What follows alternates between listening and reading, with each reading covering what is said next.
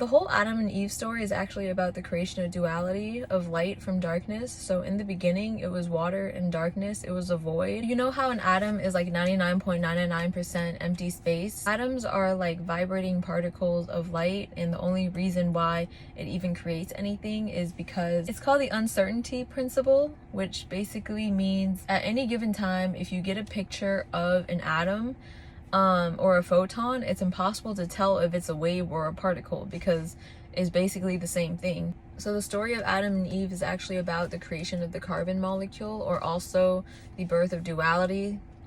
It can be seen on 2 different levels, 3 different levels.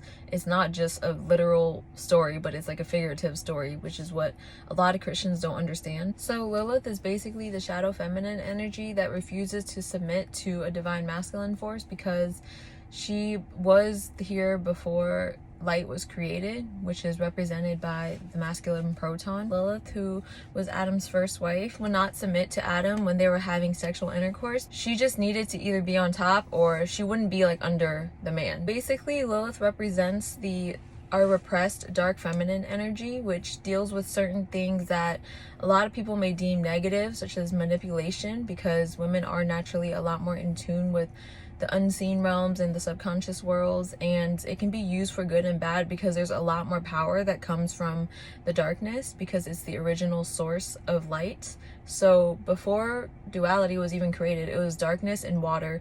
In the book of Genesis, it says God created a firmament that divided the waters from the heavens above, and then later on the earth was created. So in the beginning, the firmament had to be created. In her mind, she was actually there first. The difference between Lilith and Eve is that Eve was Adam's divine counterpart because they were in harmony with each other. Basically, in an atom, the positive charge is the proton and the electron is the negative charge. Yin energy is a negative pulling force, and the yang energy is a positive, like, outward force, which is like light. So in the story of Adam and Eve, Eve was created from Adam's rib cage, which a lot of feminists think is something that is degrading to women or whatever. What it's actually talking about is the creation of this 3D world and how it was created out of a void. It took 7 days for creation to be complete, right? So what happened in those 7 days? The Bible tells a story. It's literal, but also metaphysical and metaphorical.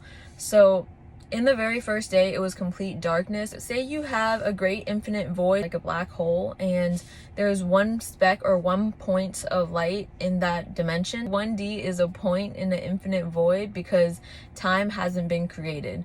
So time is created when you have a second point to create a linear line, right? So basically, the story of Adam and Eve is saying that the feminine energy arises from the masculine energy, which is true because if you're looking at sacred geometry, the masculine energy is a straight line. So in the second day, when the light in the void became self-aware, it projected and it created another point, a mirror reflection, which allows it to quantum leap from this point to this point, which creates awareness of time because you have point A and B now. I hope this makes sense. First action in terms of Genesis, in terms of creation, from a divine perspective, is a straight line, which is masculine energy. 2D is when you can create lines, so it's like a flat world, and then 3D is like you have planes, which is like a 3D world that we currently experience. When you have a third point, it creates a plane, which is like a triangle or like a shape that creates spatial awareness. So it's time, space, and matter, which creates a 3D matrix. It's basically a higher level of consciousness than 2D. Feminine energy is moving in spirals, so it's always like a curve, right?